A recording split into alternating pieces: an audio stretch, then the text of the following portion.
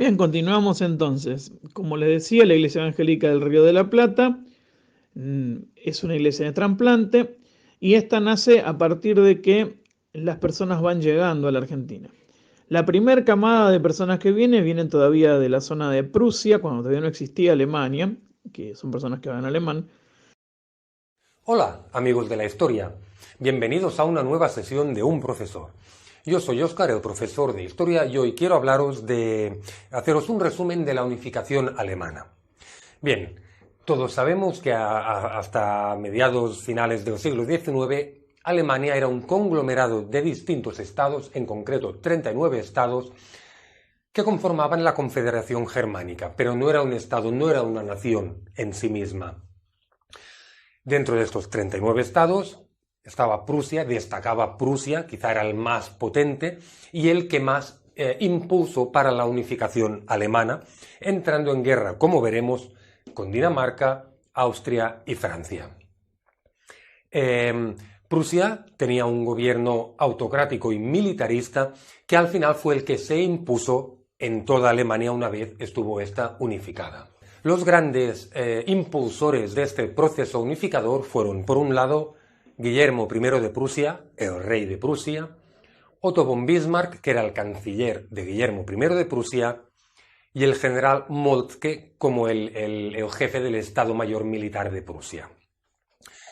Bien, pues ya tenemos todo esto. Vayamos a ver los pasos que se siguieron para la unificación alemana. En primer lugar, en 1864, aliándose Prusia con Austria, le declara la guerra a Dinamarca, ganando la guerra, y es así como se anexiona los ducados de Schleswig y Holstein.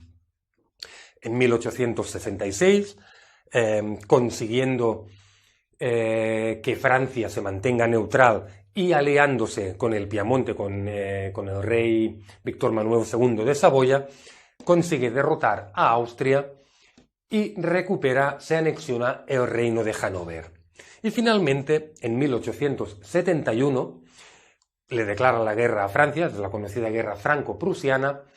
Prusia llega invade Francia, de hecho, y llega hasta París, y mediante el Tratado de Frankfurt, que Francia se declara vencida, mediante, como digo, el Tratado de Frankfurt, Francia le devuelve, es decir, le da a lo que ya iba siendo Alemania, la Alsacia y la Lorena. Así pues, mediante estas tres guerras que luchó Prusia y que salió victoriosa, consiguió la unificación de Alemania. Ahora hay que tener claro que hay alguna diferencia con la unificación italiana, que se basó bastante más en la diplomacia y en la querencia del pueblo por esa unificación. Pues bien, en la unificación alemana fue un proceso impositivo, todo se solucionó mediante guerras. De hecho, a los nuevos territorios que iba conquistando Prusia se le imponía la religión y la lengua de Prusia. Esto es así porque Prusia tenía unos grandes deseos de extensión territorial y esto impulsó que buscara ampliar sus fronteras unificando los territorios para construir, digámoslo así, Alemania. Una vez estuvo ya unificada, Guillermo I de Prusia y Otto von Bismarck pusieron mucho interés en los temas militares, políticos, geográficos y económicos, todo muy centralizado y muy decidido por ellos, que acabó, eso sí, convirtiendo a Alemania en la gran potencia mundial que hoy día conocemos. Bien, así de forma muy resumida, esta ha sido el cómo la unificación alemana, que se dio por finalizada en 1871. Ellos llegan a Buenos Aires y en calle Esmeralda, ¿sí?, reciben un lugar donde poder hacer una escuela y luego un templo. El pastor asignado para acompañar a la gente que venía de Alemania y Suiza en aquel momento, alrededor del año 1843, como dice el escrito que ustedes tienen en la carpeta, fue Luis Siegel. Es el primer pastor que tiene la Iglesia Evangélica del Río de la Plata en la Congregación Evangélica Alemana de Buenos Aires. Eso significa SEABA.